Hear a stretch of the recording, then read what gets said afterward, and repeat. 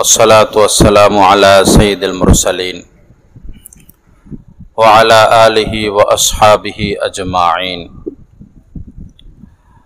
व अशहदु अन ला इलाहा इल्लल्लाहु वहदहु ला शरीका लह व अशहदु अन्ना मुहम्मदन अब्दुहु व रसूलुहु अम्मा बाद क़ाल अन्नबी सल्लल्लाहु तआला अलैहि वसल्लम अल मुस्लिमु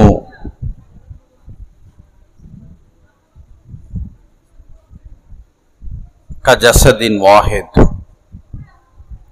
इनिश्तका ऐनुहु इश्तका कुल्लु अल मुस्लिमूना का जसदिन वाहिद इनिश्तका ऐनुहु इश्तका कुल्लु औ कमा क़ाला अलैहि सलातु वस्सलाम क़ाल अलैहि सलातु वस्सलाम तरक्तु फीकुम अम्रयैन लन तदिल्लु मा तमस्सक्तुम बिहिमा किताबल्लाह व सुन्नत रसूली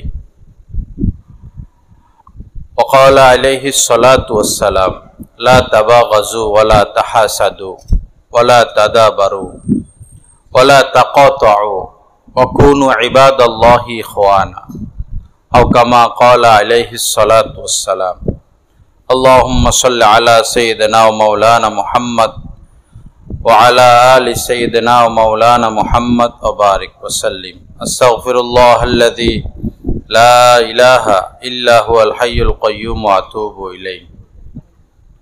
আল্লাহ পাক জাল্লা জালালুহু আমাদের সবাইকে মাফ করে দেন। আজকের এই মাহফিলকে আল্লাহ পাক কবুল করেন।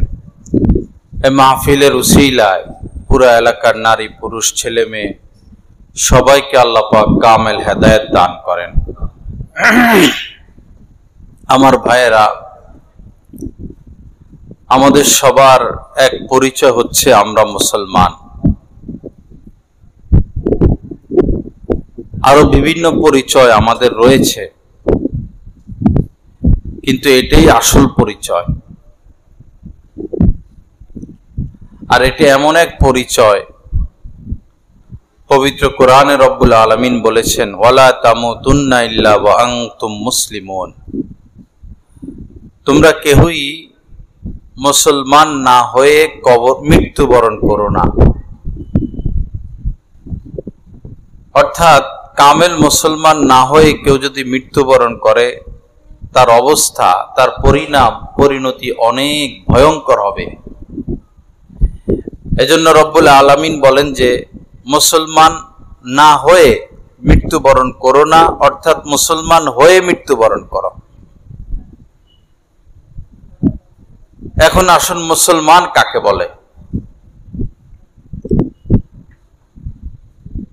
হুজুর পাক সাল্লাল্লাহু আলাইহি সাল্লাম বলেছেন আল মুসলিমু মান সালিমাল মুসলিমুনা মিন লিসানিহি ওয়া ইয়াদিহি।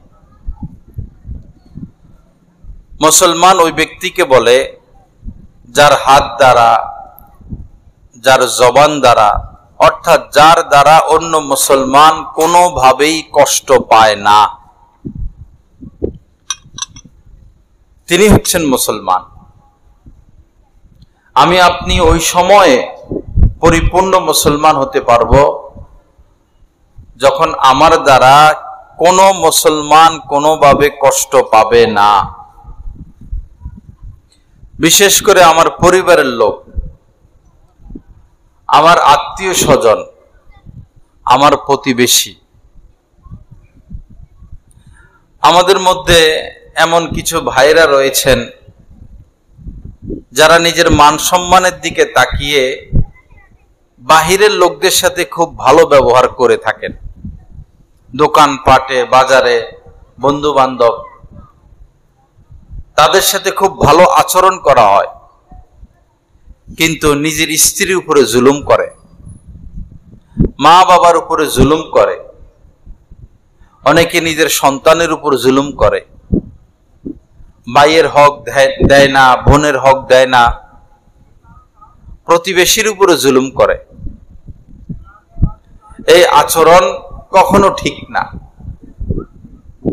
ঘরে বাহিরে সর্ব জায়গায় আমার চরিত্র এই হবে যে আমার দ্বারা কেউ কোনোভাবে কষ্ট পাবে না।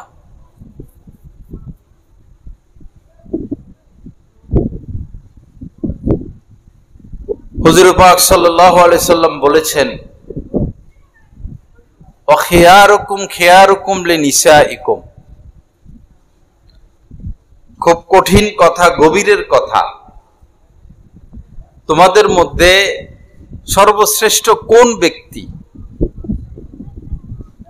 এই কথাকে কেন্দ্র করে নবীজি বললেন যে তোমাদের মধ্যে যে তার স্ত্রীর কাছে ভালো সে আমার কাছেও ভালো।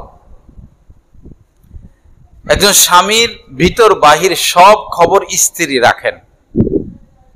স্বামী নেককার না বদকার, স্বামীর কোন আচার আচরণ ভালো আর কোন আচার আচরণ মন্দ, সবচেয়ে বেশি জানেন স্ত্রী। এজন্য নবীজি মূল কথা বলে দিলেন, তোমাদের মধ্যে যে তার স্ত্রীর কাছে প্রিয়, স্ত্রীর কাছে ভালো, সে আমার কাছেও ভালো। আম্মা জান আয়েশা সিদ্দিকা রাদিয়াল্লাহু তাআলা আনহাকে জিজ্ঞাসা করেছিলেন, নবীজি কেমন ছিলেন? আমাদেরও স্ত্রী রয়েছে, আমাদের স্ত্রীর কাছে এরকম প্রশ্ন করলে আল্লাহ জানে তারা কি বলবে। 1000-এর মধ্যে হয়তো 1-2 জন ভালো বলে কিনা। আম্মা জান আয়েশাকে জিজ্ঞাসা করা হয়েছিল নবীজি কেমন ছিলেন। আম্মা জান আয়েশা সিদ্দিকা, তিনি সিদ্দিক, সিদ্দিকের মেয়ে সিদ্দিক, মিথ্যার লেশ মাত্র যার সাথে নাই। তিনি বলেছেন যে নবীজি খুলুকুহু আল কোরআন, হুবহু কোরআন যেমন নবীজি তেমন। নবীজির চরিত্র মানে পবিত্র কোরআন। এখন আমাদের স্ত্রীদের নিকট যদি খবর নেওয়া হয়, কেউ কি বলবে যে আমার স্বামী পবিত্র কোরআন যেমন বলেছে আমার স্বামী এমন? বলবে? বলবে না, কারণ বাস্তবে তো আমরা এমন না।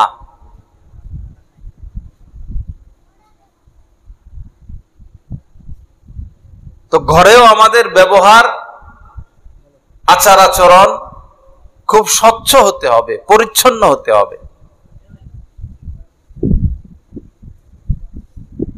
ওয়াশিরুহুন্না বিল মারুফ। স্ত্রীদের সাথে আমাদের ব্যবহার কেমন হবে, জীবন যাপন কেমন হবে? পবিত্র কোরআনে রব্বুল আলামিন বলেন, আশিরুহুন্না, তাদের সাথে বসবাস করো, জীবন যাপন করো, বিল মারুফ, উত্তম ভাবে, সর্বোত্তম ভাবে।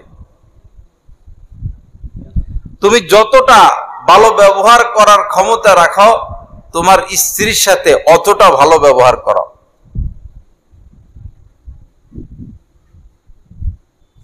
এক হাদিসে পাকের মধ্যে নবীজি বলেছেন, ইস্তাসু বিন নিসাই খাইর। আমাদেরকে উদ্দেশ্য করে বলেছেন, তোমরা আমার একটা নসিহত শুনো, নসিহত মেনে নাও। সেটা হচ্ছে তোমাদের স্ত্রীদের সাথে ভালো আচরণ করো, ভালো ব্যবহার করো। আল্লাহ আমাদেরকে তৌফিক দান করেন। হাকিমুল উম্মত হযরত মাওলানা আশরাফ আলী থানভী রহমতুল্লাহ আলাইহি, যিনি 14দশ শতাব্দীর মুজাদ্দিদ ছিলেন, 2000-এর উপরে কিতাব তিনি লিখেছেন। যেমন বেহেশতি জিয়ার বয়ানুল কোরআন।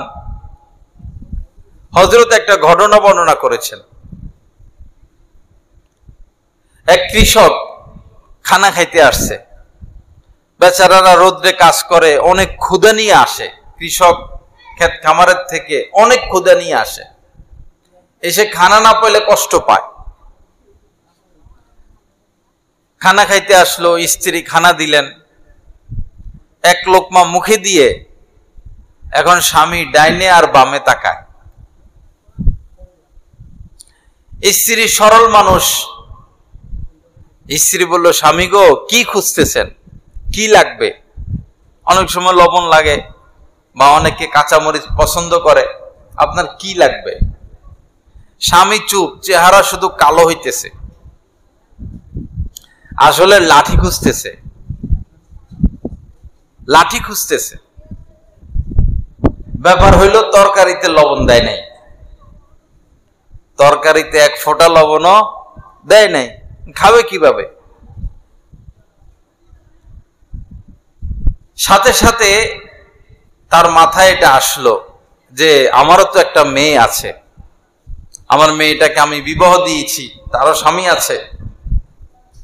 ঘটনাক্রমে যদি এমন হয় আমার মেয়েই তরকারিতে লবণ দিল না,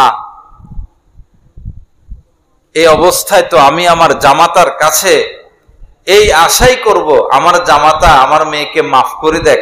মানুষ মাত্রই তো ভুল হয়। মনে এটা আসলো, সাথে সাথে সে মনে মনে তার স্ত্রীকে মাফ করে দিল, কিছুই বলে নাই। এই কৃষক এক পর্যায়ে মারা গেলেন। অনেক দিন পরে তার এক বন্ধু তাকে স্বপ্নে দেখলো, জিজ্ঞাসা করলো কেমন আছো, আল্লাহ পাক কেমন রাখছেন, তোমার আমল কবুল হয়েছে কিনা, নাজাত পাইছো কিনা? কৃষক বলল আমার তো কোনো আমলই কবুল হয় নাই, তবে একটা বিষয় এমন যেটাকে উসিলা করে আল্লাহ আমাকে মাফ করে দিয়েছেন, এটা যে একটা আমল এটা আমার চিন্তায়ও ছিল না, আর আমি যে এটার কারণে নাজাত পাবো এটাও আমি কখনো ভাবি নাই। বলল কি? বলল আল্লাহ পাক আমাকে বললেন তোমার মনে পড়ে তোমার স্ত্রী তরকারিতে লবণ দেয় নাই, তো তোমার খুব রাগ হয়েছিল, তুমি লাঠি খুঁজতেছিলা তাকে মারবা, পরবর্তীতে তোমার অন্তরে দয়া হলো, তুমি তাকে মাফ করে দিয়েছ। এই যে রাগ করলা আর মাফ করলা এটা আমি আর তুমি ছাড়া কেউ জানে না। তোমার এই আমলটা আমার কাছে এত পছন্দ হয়েছে, এই কারণে তোমাকে মাফ করে দিলাম।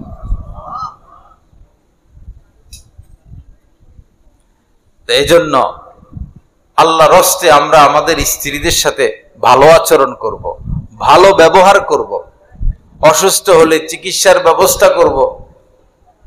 স্বামীরা একটু জ্বর হলেই দোকানে গিয়ে নাফা একটা খেয়ে ফেলে, আর স্ত্রীর কোনো অসুখ হলে আজ নয় কাল, কাল নয় পরশু, ধৈর্য ধরো, আল্লাহকে ডাকো, ওইখানে এসে হুজুর হয়ে যায়, ওয়াজ করে। স্ত্রীর ক্ষেত্রে ওয়াজ করে আর নিজের ক্ষেত্রে যায় সাথে সাথে ওষুধ খেয়ে ফেলে। আল্লাহ সবই দেখেন, আল্লাহ সবই দেখেন, আল্লাহর কাছে কোনো কিছু লুকানো যাবে না। মা অসুস্থ, বাবা অসুস্থ, যেভাবে হোক, যেভাবে বলতে আবার কালো টাকা না, অন্যায় পথে না, ন্যায় পথে, হক পথে হোক, হক হক পন্থায় মা বাবার চিকিৎসা করতে দেরি না করা। শেষ বয়সে এসে মা বাবা যদি আহ বলে যে এত কষ্ট করে ছেলে পাললাম, আমি অসুস্থ, আমাকে ডাক্তার দেখায় না, আমি চিকিৎসায় কষ্ট পাচ্ছি, আহ যদি বলে, উহ যদি বলে, আপনি শেষ, আপনি বরবাদ, আপনি একদম বরবাদ হয়ে যাবেন। কোনোভাবে কখনোই যেন মা বাবার মুখ থেকে উহ আহ কষ্ট প্রকাশ না হয়। আমাদের আচার আচরণে যেন আমাদের মা বাবার থেকে কষ্ট যেন প্রকাশ না হয়। কষ্ট প্রকাশ হইলে আপনি বাইজিদ বোস্তামি হইলেও আপনি ধ্বংস হয়ে যাবেন, বিপদে পড়ে যাবেন। আল্লাহ আমাদেরকে হেফাজত করেন, মা বাবার খেদমত করার তৌফিক দান করেন। মা বাবার দোয়া যেভাবে কবুল হয়, মা বাবার বদদোয়াও কবুল হয়ে যায়। কাল ইউবি কিতাবে আমরা একটা ঘটনা পড়েছি, কাফেলা, একটা মুজাহিদিনদের এক কাফেলা, মুজাহিদদের এক কাফেলা কোথায় সফরে যাচ্ছে। তো রাত হয়ে গেল, যাত্রা বিরতি করে একটা জঙ্গলে তারা থাকার সিদ্ধান্ত নিল। রাত্র যখন শুরু হলো গাদার আওয়াজ আসতেছে জঙ্গলের ভিতর থেকে। রাত্র যত গভীর হচ্ছে গাদার আওয়াজটাও তত ভয়ঙ্কর হচ্ছে। তো এরা তো মুজাহিদ, সাহস আছে, সাথে অস্ত্র আছে। তো বলল যে গাদাটা সম্ভবত বিপদে পড়ছে, চলো তাকে আমরা বাঁচাই, উদ্ধার করি। জঙ্গলের ভিতরে চলে গেল। যেই দিক থেকে গাদার আওয়াজ সেই দিকে যাচ্ছেন। পরে একটা ঘর পাইছেন। ঘরের পাশে গিয়ে তারা আওয়াজ করলো যে ঘরের ভিতরে কে আছেন, গাদার আওয়াজ আসতেছে কোথায় থেকে। ঘরের ভিতর থেকে এক বুড়ি মহিলা বের হলো। সে বলল, এটা গাদার আওয়াজ না, এটা আমার ছেলের আওয়াজ। নাউজুবিল্লাহ, এটা আমার ছেলের আওয়াজ। তো শুনতে তো গাদার মতো শোনা যায়। তো মা বলল, এরে এত কষ্ট করে পাললাম, সে বড় হয়ে বিবাহ শাদী করে সে আমাকে গাদি বলে ডাকে, কথায় কথা আমাকে গাদি বলে। একদিন আমার মনে খুব কষ্ট লাগলো, খুব কষ্ট পেলাম। ওই সময় আমার মুখ থেকে এটা বের হয়ে গেছে, আল্লাহ যেন তোরে গাদা বানাইয়া দুনিয়ার থেকে নেয়। বলল যে এরপরে আমার ছেলের উপরের অংশ গাদা হয়ে গেছে, নিচের অংশ দুইটা পা ঠিক আছে, উপরের অংশ গাদা হয়ে গেছে। তো রাত্র হলে তো আমরা থাকতে পারি না, সে চিল্লাচিল্লি করে। দূরে ঘরের পিছনে একটা গর্ত করা হয়েছে, রাত্রে হলে সে গর্তের মধ্যে তাকে নিয়ে রাখে। মায়ের বদদোয়া। আবার সে বাইজিদ বুস্তামি রহমতুল্লাহ আলাই ছোট ছিল, কিশোর তরুণ, মা অসুস্থ, বলল বাবা আমাকে একটু পানি পান করাও। এখন তো আমাদের ঘরের ভিতরে পানির ব্যবস্থা বা এই পুকুর, আরব দেশে তো এই সিস্টেম ছিল না, বহু দূর থেকে পানি আনতে হইতো। তো তিনি এই রাত্রিবেলা একা একা বহু দূর গিয়ে পানি আনলেন। এনে দেখে মা ঘুমিয়ে গেছেন। মা ঘুমিয়ে গেছেন। এখন সে ভাবতেছে, মাকে যদি জাগাই আর পানি পান করতে বলি, মা তো কষ্ট পাবেন, মায়ের ঘুম ভেঙে যাবে।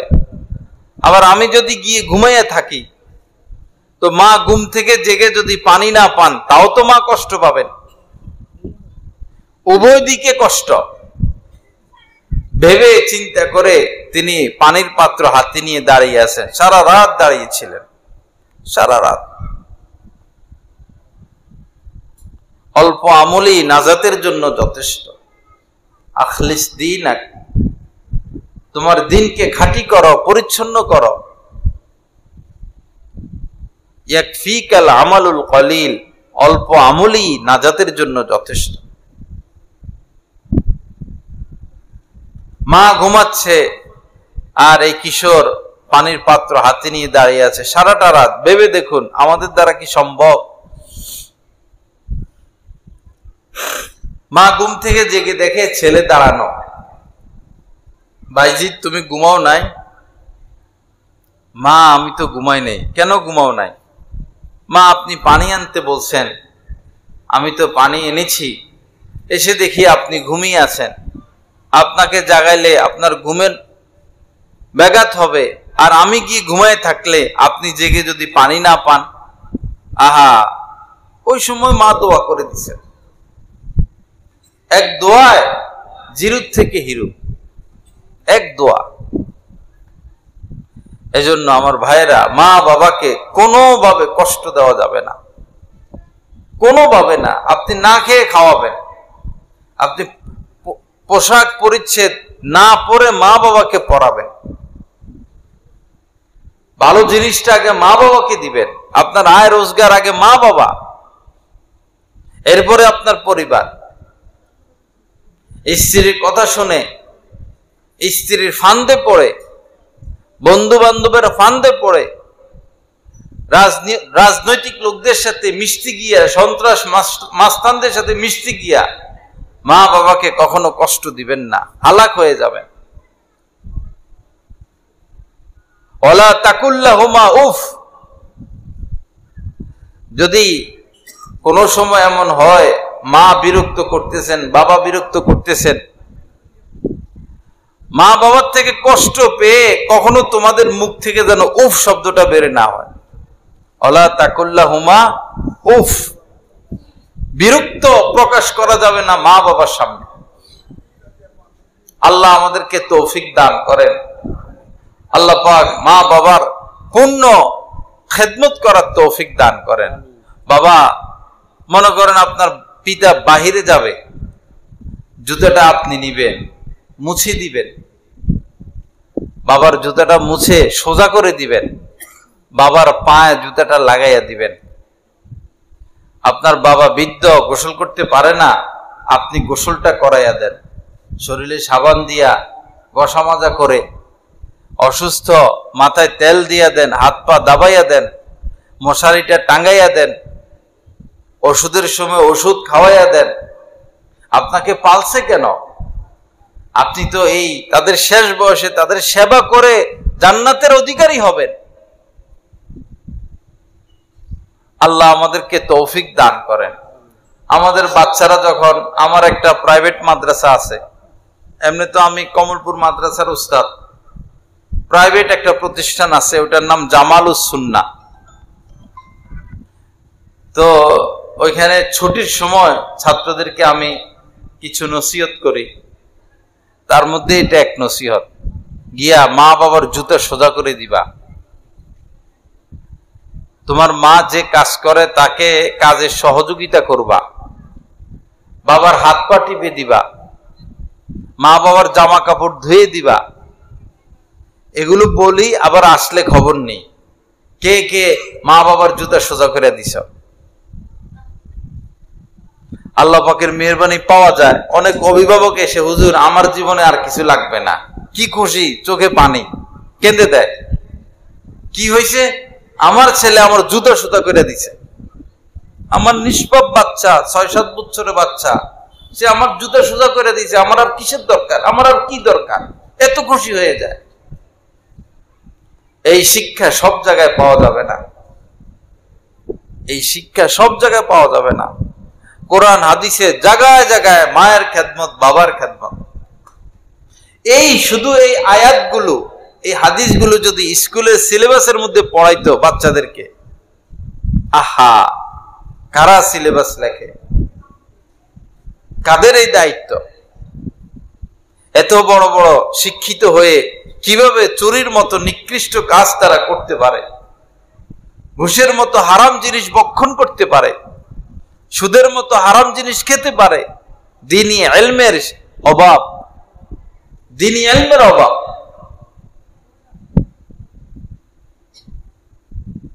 নির্বাচনের আগে আলেম ওলামাদের সাথে তো আসতেই হয়, যেই ক্ষমতা যাক, আলেম ওলামাদের মাধ্যম ছাড়া পারবে না। তা আলেম ওলামাদেরকে বলে, আপনারা কি চান? আলেম ওলামারা বলেন যে স্কুলের মধ্যে কোরআনকে সিলেবাস ভুক্ত করুন, বাচ্চারা এসে আধা ঘন্টা পড়ুক, 10 মিনিট পড়ুক, কিছু হাদিস সিলেবাস ভুক্ত করুন। আগে ছিল অনেক আগে, 10-15 বছর আগে সিলেবাসে পুরা ইসলাম ধর্ম ছিল। ওই সময় সমাজে এত দুর্নীতি ছিল না, এত অপরাধ ছিল না। আস্তে আস্তে আস্তে আস্তে এটারে একদম শেষ করে দিছে, নাই বলতে গেলে। এখন আল্লাহ হেফাজত করেন। তো বলতেছিলাম যে বাচ্চাদেরকে কিছু ইলমি দ্বীন শিক্ষা দিতে হয়। সে শিখবে কোথায় থেকে? আমি স্কুলে পড়ছি, মেট্রিক পাস করছি, ইন্টারমিডিয়েট পর্যন্ত পড়ছি, সব বই পুস্তক সম্পর্কে জানা আছে। ওইখানে তো মা বাবার খেদমত করতে হবে,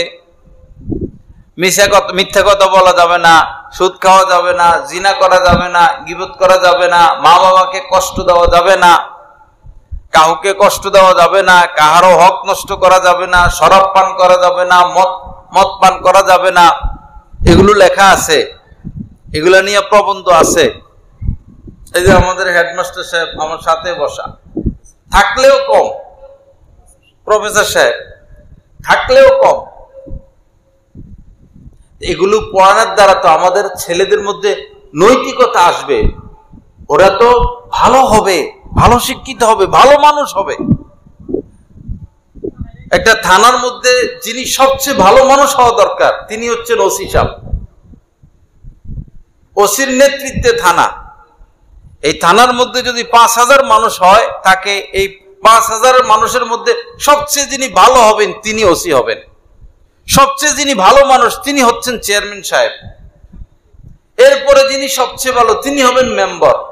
তখন কি সমাজের দৃশ্য এরকম হবে না ভিন্ন রকম হবে? ভিন্ন রকম হবে। কিন্তু হয়ে গেছে বিপরীত, হয়ে গেছে বিপরীত। আমরা পত্রপত্রিকায় দেখি এক এক ওসি সাহেব এই এক থানা থেকে আরেক থানায়, ভালো থানায় যাওয়ার জন্য 70-80 লক্ষ বরং আরো বেশি দেয়, 1 কোটির উপরে দিয়া পরে যায়। তো এই বেচারার বেতন কত? সে ওই থানায় গিয়ে না হলে 3 বছর থাকবে, তো ঘুষ দিয়ে আসছে 1 কোটি, তো তার এই টাকা উঠাইতে হবে না?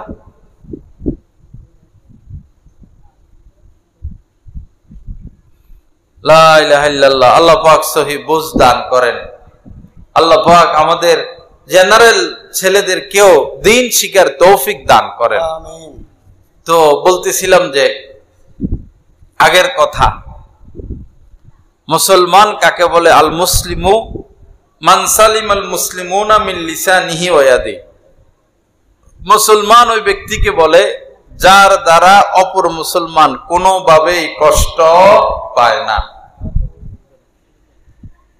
হাত এবং জবান, যেহেতু হাত এবং জবানের দ্বারাই বেশি কষ্ট দেওয়া হয়, এজন্য এই 2 অঙ্গের কথা উল্লেখ করছেন। উদ্দেশ্য হলো কোনোভাবেই যেন কষ্ট না পায়। ধরুন ধূমপান করা, ধূমপান করলে একটা বাসের মধ্যে যদি কেউ ধূমপান করে, এই যে আরো 30-40 জন যাত্রী, সবার কষ্ট হয় কিনা? তো মুসলমানদেরকে কষ্ট দেওয়া তো হারাম। মুসলমান কি, হিন্দু হোক, খ্রিস্টান হোক, কাফের হোক, বৌদ্ধ হোক, কাউকে তো আপনি বিনা কারণে কষ্ট দিতে পারবেন না। একজন মুসলমানের হাতে আপনি 10টা টাকা দিচ্ছেন, গরিব, আল্লাহ যেমন খুশি হইছেন, হিন্দু মানুষ গরিব, তার হাতেও 10টা টাকা দিলে আল্লাহ ওরকমই খুশি হন। খ্রিস্টান, তার হাতে 10টা টাকা দিয়েছেন, সে গরিব, আল্লাহ পাক ওরকমই খুশি হন। বাকি বিধর্মীদেরকে যাকাত দেওয়া যাবে না, সাধারণ দান দেওয়া যাবে। বন্যা, এখন এই বন্যার এলাকায় মুসলমানও রয়েছে, হিন্দুও রয়েছে, খ্রিস্টানও রয়েছে। আপনি ত্রাণ নিয়ে আসছেন, এখন দেখে দেখে মুসলমানদেরকে ত্রাণ দেন, হিন্দু, বৌদ্ধ, খ্রিস্টানকে দেন না। ইসলাম কি এটা বলে? নো, ইসলাম এটা বলে না। এই এলাকায় যারা বিপদগ্রস্ত, সবাই বিপদে আছে, সবাইকে আপনি সাহায্য করবেন সমভাবে। বরং কিছু কিছু ক্ষেত্রে তাদেরকে একটু প্রাধান্য দেওয়া, যেন ইসলামের দিকে ধাবিত হয়। আমাদের এলাকায় আমরা ত্রাণ নিয়ে গিয়েছিলাম নোয়াখালীতে, তো অল্প কিছু শুধু হিন্দু, বেশি হিন্দু নাই, অল্প আমাদের সাথে মুসলমানদের সাথে মিশে গেছে। তারা চুল কাটে, গরিব মানুষ। আমি এগোরে দাওয়াত দিছিলাম, হাসে কালেমার দাওয়াত, সারাদিনই মানুষ কালেমার দাওয়াত দেয়, এরা গ্রহণ করে না। আবার বলেও, একদিন আমাকে বলছিল যে জ্বালাইয়া শেষ করে ফেলবো, মরলেই জ্বালাইয়া শেষ করে ফেলবো। তো আপনি তো বুঝেন মরলে জ্বালাইয়া শেষ করে ফেলবো, তো ইমান আনেন, কালেমাটা পড়েন, হাসে। আসলে কপালে ইমান নাই। আর আমি আপনি যে মুমিন, কত বড় নেয়ামত, কত বড় নেয়ামত। একজন মুমিন সে দুনিয়াতে যে কোনো ভাবে থাকুক না কেন, সন্ত্রাসী করুক, ডাকাতি করুক, মাস্তানি করুক, নামাজ না পড়ুক, ইমানি হালতে যদি মারা যায় শাস্তি 1000 বছর হোক, শাস্তি ভোগ করে একদিন না একদিন সে জান্নাতে আসবে। কিন্তু ঈমান হারা হয়ে কেউ যদি দুনিয়া থেকে যায়, খালিদিনা ফিহা, কোনদিন আর জাহান্নামের আগুন থেকে রক্ষা সে পাবে না। ঈমান কত বড় দামি জিনিস। 100 জন রাজা বাদশাহ 50 বছর 60 বছর করে রাজত্ব করছে, মারা গেল কাফের হয়ে, এই রাজত্বের কোনো দাম আছে? আর একজন ফকির মিসকিন অসহায়, ঘর বাড়ি নাই, কিন্তু মুমিন, মারা গেল ঈমান নিয়া, সোজা জান্নাতে চলে গেছে। এখন কি মনে আছে যে আমি যে দুনিয়াতে কষ্টে ছিলাম? এটা মনেও থাকবে না। ঈমান এত বড় মূল্যবান, এজন্য এমন কথা বলবো না যে কথা বললে ঈমান চলে যাবে, এমন কথা শুনবো না যে কথা শুনলে ঈমান চলে যাবে, এমন মানুষের সাথে মিশবো না যে মানুষের সাথে মিশলে আপনার ঈমান কমে যাবে, হালকা হয়ে যাবে। আমার এক আত্মীয় একটু নাস্তিক মার্কা কথাবার্তা বলে, দোয়া করি আল্লাহ ওনাকে ঈমান দান করেন।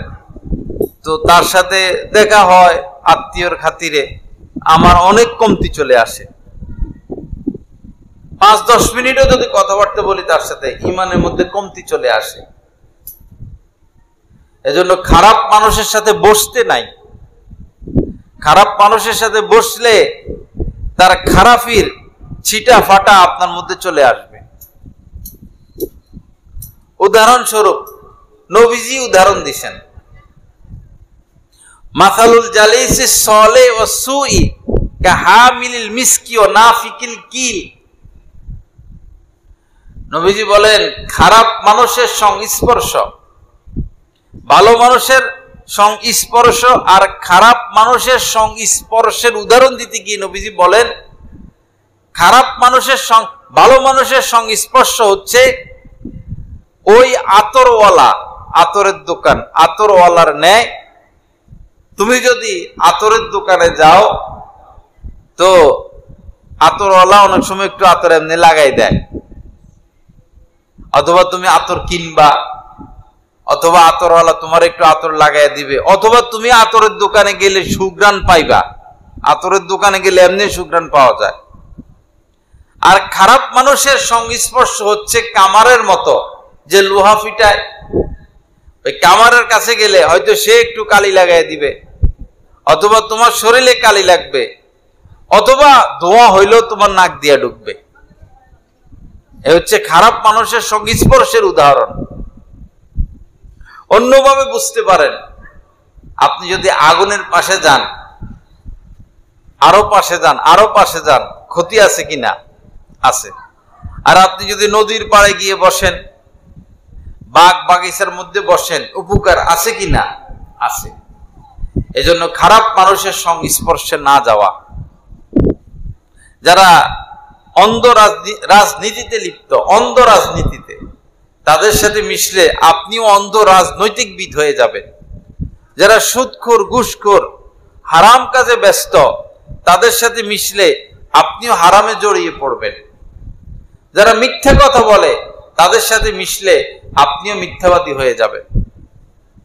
এজন্য নবীজি বলেছেন, ওয়ালা লা তুসাহিব ইল্লা মুমিনা, মুমিন ব্যতীত কাউকে বন্ধু রূপে গ্রহণ করবে না। বন্ধু বানাবা যিনি মুমিন, তাকে বানাবা। তুমি নামাজি মানুষ, নামাজিকে বন্ধু বানাও। তুমি নেককার, তুমি নেককারকে বন্ধু বানাও। তুমি বদকার, কাকে বন্ধু বানাবা? নেককারকে বন্ধু বানাও। নেককারকে বন্ধু বানাইলে এই নেককারদের সাথে উঠা বসার খাতিরে তুমিও নেককার হয়ে যাইবা। আমাদের ছাত্রদেরকে আমরা বলি যে চলাফেরা যে ছেলেটা ভালো তার সাথে করবা, যে ছেলেটা পড়ালেখা করে, আমল আখলাক ভালো, তার সাথে চলাফেরা করবা। খারাপ ছেলেদের সাথে চলাফেরা করবা না, ও তোমারে খারাপ বানিয়ে ফেলবে। লন্ডনের একটা ঘটনা, সম্ভবত এই ছেলেটার বাড়ি সিলেট ছিল। সিলেটের এদিকে একটা যুবক ছেলে লন্ডনে থাকতো। পরে মালিক গ্রামের বাড়িতে যাবে। তো এই ছেলেকে পাঠাইছে যে তুমি আগে যাও, যাইয়া এই ঘর বাড়ি পয় পরিষ্কার করো, পরে আমি আসব। যুবক ছেলেটা বাড়িতে গেল, ঘর বাড়ি সব পরিষ্কার করতেছে। পরে একটা হীরার টুকরা পাইছে। হীরার টুকরা, একটা হীরার কত দাম! আবার হীরা হীরায় পার্থক্য আছে। মালিক যাওয়ার পরে এই যুবক ছেলেটা মালিকের হাতে হীরার টুকরাটা দিয়ে দিল। মালিক আশ্চর্য হয়েছে, বললো এটা কোথায় পাইছো? বললো ওই যে পরিষ্কার করতে যাইয়া আমি পাইছি। বললো তো তুমি এটা আমাকে ফিরে দিলা কেন? তুমি তো এটা লুকিয়ে রাখতে পারতা। একটা হীরেই তো তোমারে আমার মতো মালিক বানাইয়া দিত। সে বলল আপনার জিনিস আমি লুকাবো কেন? এটার মালিক আপনি। আমাদের ধর্ম আমাদেরকে চুরি শিক্ষা দেয় না। আমি মুসলমান, আমি চুরি করতে পারি না। এত প্রভাবিত হয়েছে মালিক। ইসলাম এমন ধর্ম। যাই হোক, তো সে অনেকদিন এই মালিকের কাছে ছিল, পরে কোনো কারণে চলে গেছেন।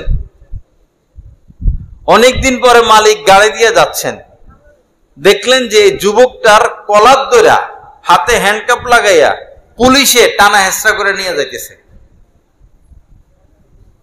মালিক যে সামনে দাঁড়াইছে।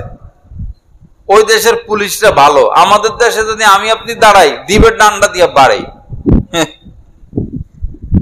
মালিক যে সামনে দাঁড়াইছে, এই ছেলেকে তোমরা এরকম খারাপ ব্যবহার করতেছ? এরকম ভালো ছেলে লন্ডনে আছে? তো পুলিশ বলল তো এই তো সন্ত্রাসী করছে। কখনো এই ছেলে সন্ত্রাসী করতে পারে না, তাকে আমি চিনি। পুলিশ বলল ওরে জিজ্ঞাসা করেন। তো মালিক যুবককে বলল তুমি কি আসলে সন্ত্রাসী করছো? হ্যাঁ সন্ত্রাসী করছি। কি করছো? এক মহিলার গলার হার ধরে টান মারছে, টান মারা পলাইতে গেছে, পরে পুলিশ ধরে ফেলছে। তো বললো তুমি না আমাকে হীরার টুকরা ফিরে দিছিলা? হ্যাঁ। তো কোথায় হীরা আর কোথায় স্বর্ণ? ব্যাপারটা তো বুঝলাম না আমি। এই ছেলেটা বলল আপনার কাছ থেকে এসে আমি তো আরেকটা চাকরি নেই, তো যাদের সাথে আমি থাকি মেসে 5-7টা ছেলে, এরা সবাই এই কাম করে, এরা সবাই হাইজ্যাক করে, সন্ত্রাস। আমি একা চাকরি করি, তো মাসের শেষে এরা আমার থেকে 10-20 গুণ 30 গুণ টাকা কামায়, আমি শুধু বেতনটা পাই। তো ওদের সাথে থাকতে থাকতে, ওদের প্ররোচনা পেতে পেতে আমিও ওদের মতো সন্ত্রাস হয়ে গেছি। এই ঘটনাটা এই জন্য বললাম যে আমাদের বাংলা ভাষায় প্রবাদ আছে, সৎসঙ্গে স্বর্গবাস, অসৎ সঙ্গে সর্বনাশ। এজন্য যুবক ছেলে অনেকেই রয়েছে এখানে বাবা, আল্লাহর হস্তে। যে ছেলেটা ধূমপান করে, না তুমি আমার বন্ধু না। যে ছেলেটা আরো গভীরে যায়, গাঁজা খায়, ইবা খায়, কখনো এই ছেলেদের সাথে কথা বলবা না, মিশবা না, বসবা না। বাজিতপুরের এক এলাকায় গেছিলাম আমি এসলাই বয়ান করতে। পরে বলল যে এলাকার বেশিরভাগ যুবক ছেলে ইয়েবা আক্রান্ত, সব যুবক ছেলে। মর্মান্তিক অবস্থা। এক মহিলা একদিন ফোন দিয়ে কাঁদতেছে, হুজুর আমার ছেলেটাকে বাঁচান, আমাদেরকে বাঁচান। কি ব্যাপার? যে আমার ছেলে আমারে মারতে আসে, ওর বাবারে মারতে যায়, মারে আমাদেরকে, দাও নিয়ে আসে কোবাইতে। ছেলে মাত্র ক্লাস 8-এ পড়ে। তো আমি সাথে সাথে বুঝলাম যে ছেলে কি নেশাগ্রস্ত, নেশা করে। নেশার টাকা জমানোর জন্য বা নেশার টাকা না পেলে এসে মা বাবার উপর আঘাত করে। আমার অভিভাবক ভাইয়েরা, আপনাদের সন্তানদেরকে বাঁচান। শুধু সন্তানের খবর নিলে হবে না, আপনি যদি সচেতন অভিভাবক হন, আপনি আপনার সন্তানের বন্ধু বান্ধবেরও খবর রাখবেন যে আমার ছেলেটা কাদের সাথে মিশে, তাদের স্বভাব চরিত্র কেমন। কারণ তাদের স্বভাব চরিত্র যেমন হবে, আমার ছেলেটার স্বভাব চরিত্র ওরকমই তো হয়ে যাবে। এজন্য প্রত্যেক সচেতন অভিভাবকদেরকে মেয়ের বান্ধবীদেরও খবর রাখা, ছেলের বন্ধু বান্ধবদেরও খবর রাখা। না হলে এই জামানায় সন্তান মানুষ করতে পারবেন না। বিশেষ করে একটা খারাপ মেয়ে 1000 খারাপ পুরুষের চেয়ে ক্ষতিকর। একটা খারাপ মেয়ে, একজন খারাপ মহিলা 1000 খারাপ পুরুষ সমাজে যতটা অনষ্টি করবে, ক্ষতি করবে, একজন খারাপ মহিলা বা একটা খারাপ মেয়ে এর থেকে বেশি ক্ষতি করবে। বিশেষ করে মেয়েদের প্রতি দৃষ্টি রাখতে হবে। এই সিলেটের বিষয় তো আমি জানি না, আমার এদিকে সফর মনে হয় 3টা না, সিলেটের 3 নাম্বার চলতেছে, ওই দিকের কথা বলতেছি। স্কুলে সহশিক্ষা, ছেলে মেয়ে একসাথে পড়ে,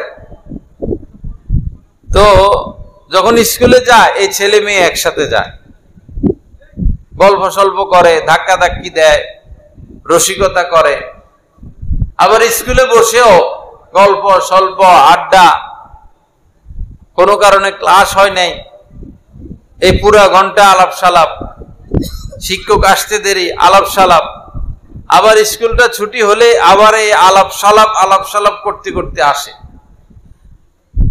পরিবেশ এমন হয়ে গেছে, ভাই আপনার মেয়েটা অবশ্যই ভালো, আমিও ভালো বলি, কিন্তু এইভাবে ছেলেটার সাথে মিশতে মিশতে সে কি একদিন খারাপ পথে অগ্রসর হতে পারে না? আপনার ছেলেটা এভাবে মেয়েদেরকে হাতের নাগারে পেয়ে, হাতের কাছে পেয়ে কথা বলার সুযোগ আছে, স্পর্শ করার সুযোগ আছে, গল্প করার সুযোগ আছে, এক পর্যায়ে কি সে খারাপ কাজে লিপ্ত হতে পারে না? অবশ্যই পারে। স্কুলে পড়ানো নিষেধ না, কলেজে পড়ানো নিষেধ না, বড় বড় শিক্ষিত বানানো নিষেধ না। নিষেধ যেই প্রতিষ্ঠানে পড়াইলে বাচ্চার চরিত্র নষ্ট হবে, স্বভাব নষ্ট হবে, সে অপরাধের দিকে ধাবিত হবে, সেখানে পড়ানো নিষেধ। ইসলাম তো আমাদের হাতে, কিন্তু আমাদের ইসলাম মোতাবেক চলে বিধর্মীরা। এমনও কলেজ আছে ভারতে, এই টাচ মোবাইল কি কোটি মোবাইল পর্যন্ত ব্যবহার করতে দেয় না ভারতে, অথচ তারা হিন্দু। ছেলে মেয়ে আলাদা, মেয়ে আলাদা, ছেলে আলাদা। চীনে, রাশিয়ায়, চীনে তো আইনই করছে। এই হুজুর আসছে নাকি?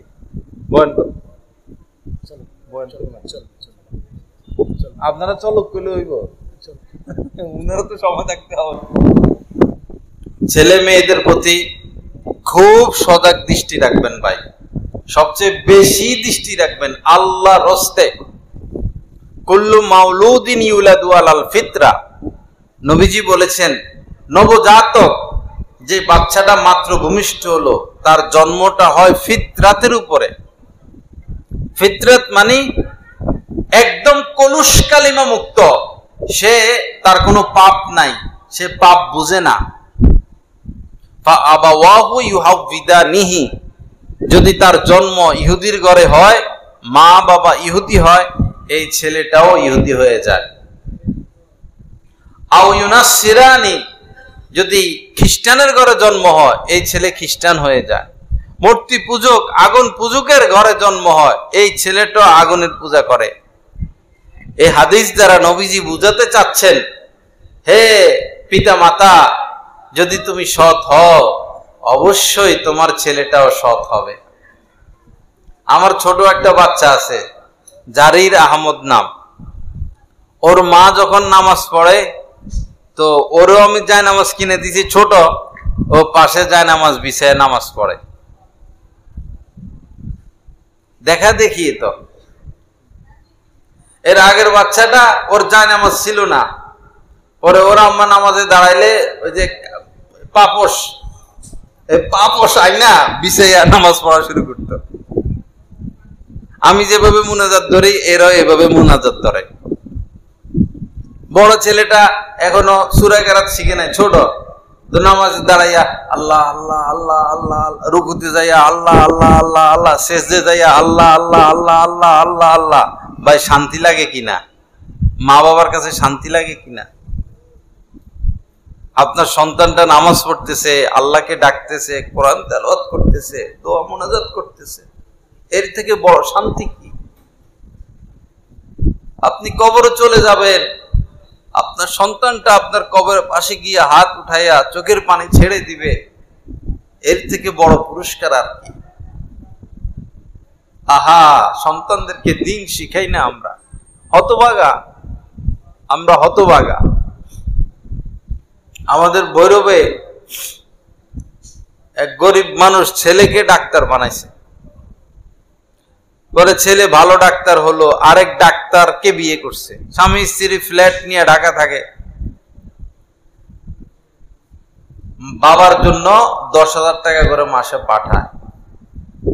বাবা বুড়ো মানুষ একদিন ঢাকা গেছে, যায়া বলল যে তোমাকে ডাক্তার বানাইতে গিয়ে আমি সকল জমি জমা বিক্রি করছি, এখন আমার যে ঘর বিটা এটাও বন্ধক দেওয়া, অনেক মানুষ আমার কাছে টাকা পাবে, তুমি যদি ঋণগুলো পরিশোধ না করো আমাকে তো ঘর থেকে বের করে দিবে, কিছুই নাই। ছেলে বলতেছে মাসে মাসে যে 10,000 দেই এটাও বন্ধ করে দিব। আহা, কার জন্য এত কষ্ট কর, কার জন্য এত কষ্ট? যে পিতা তার নিজের সঞ্চিত কষ্টে অর্জিত সম্পদ বিক্রি করে করে ছেলেকে ডাক্তার বানাইলো, আজ সে বউ নিয়া ঢাকা, আর বাবাকে বলতেছে এই 10,000ও বন্ধ করে দিব। বলুন তো একজন আলেম এ কথা বলতে পারবে? আপনার ছেলেকে আলেম বানাইছেন সেটা বলতে পারবে কোনোদিন? ওই ডাক্তারও বলতো না যদি তার মধ্যে দিন থাকতো, যদি সে আলেম ওলামার সোহবতে থাকতো। অনেক সময় বড় বড় হাসপাতালে গেলে দেখবেন ডাক্তার, পরে গেলে আর ডাক্তার মনে হয় না, মনে হয় শাইখুল হাদিস, বড় আল্লামা। আমি তো একবার এক ডাক্তার কাছে গেছি, পরে আমি একটু ছোট ছিলাম, ডাক্তার কাছে যাই আমি ভয় পেয়ে গেছি, এত বড় পাগড়ি, জি এত বড় পাগড়ি, দাড়ি, জুব্বা, আমি ভাবছি যে উনি ডাক্তার না। পরে আমি এক নজর দেখে আমি আবার বাইর হয়ে গেছি। দেখতে পুরা একজন আল্লাহর ওলি বসে রয়েছে, তবলিগের সাথে সম্পর্ক, আল্লাহওয়ালা আলেমদের সাথে সম্পর্ক। তো দিন না থাকার কারণে শিক্ষিত মানুষও অশিক্ষিত লোকের মতো আচরণ করে।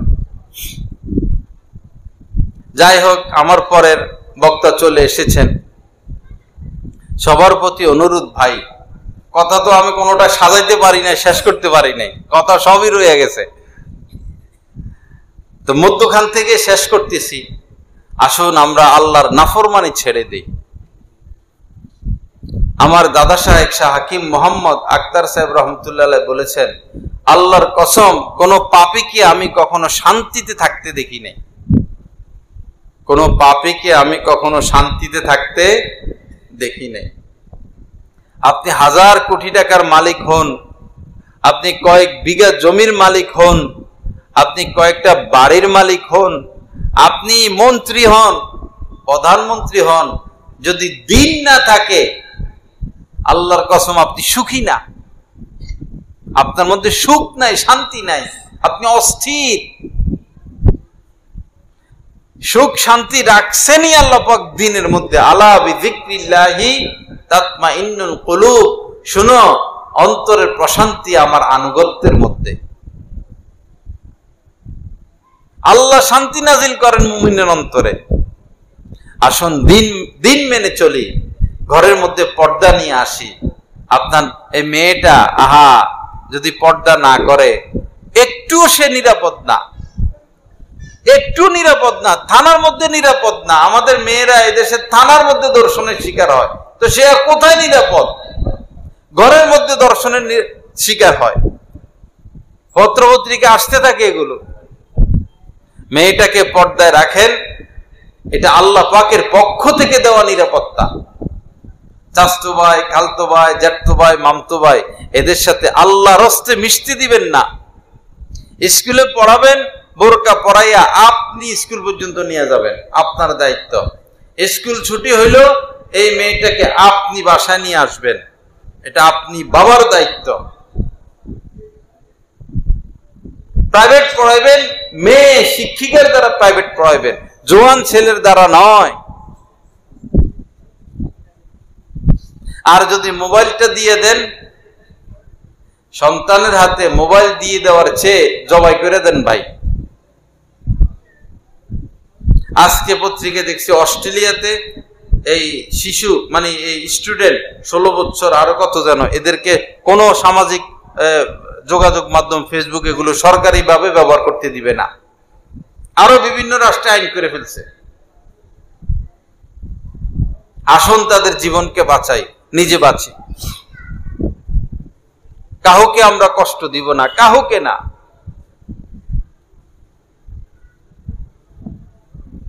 বিশেষ করে আরেকটা কথা, আল্লাহ পাক এই দুইটা আমানত দিয়েছেন আমাদের এখানে। এই চোখ আমানত, এগুলোর খেয়ানত করা যাবে না। আমানত কেমন আমানত? মায়ের দিকে মহব্বতের সাথে তাকাবেন, কবুল হজরের সওয়াব। আর ভাবির দিকে তাকাবেন, চাচি, মামি, খালতো বোন, চাচতো বোন, নায়িকা, নর্তকী, পত্রপত্রিকা, মোবাইলে তাকাবেন তো সোজা জাহান্নাম, গুনাহে কবিরা, হারাম। আল্লাহকে পাইতে হইলে নজরকে হেফাজত করতে হবে। যুবক ছেলেরা বিশেষ করে ভিন নারীদের দিকে তাকাইও না, নিজের জীবন শেষ হয়ে যাবে, চরিত্র শেষ হয়ে যাবে। নজরকে হেফাজত করি, এটা ফরজে আইন। জওয়ান হই, বৃদ্ধ হই, নজরকে হেফাজত করি। আল্লাহকে পাওয়ার সবচেয়ে সহজ রাস্তা নজরকে হেফাজত করা, আর কোন আল্লাহওয়ালার সোহবতে উঠা বসা রাখা। যাকে ভালো লাগে একজন আল্লাহওয়ালার হাতে হাত রাখা, বায়াত হওয়া, সোহবত রাখা, মহব্বত রাখা, ইনশাআল্লাহ এর মাধ্যমে আপনি আল্লাহ পর্যন্ত বুঝতে পারবেন। আল্লাহ পাক জাল্লা জালালু যা কিছু আলোচনা হলো, আমাদের সবাইকে এই কথাগুলোর উপর আমল করার তৌফিক দান করেন। আল্লাহ পাক তাকওয়ার জিন্দেগি দান করেন, গুনাহ মুক্ত স্বচ্ছ জিন্দেগি আমাদের সবাইকে নসিব করেন। ওয়া আখিরু দাওয়ানা আলহামদুলিল্লাহি রাব্বিল আলামিন ওয়া সাল্লাল্লাহু আলা নবিয়্যিল কারীম।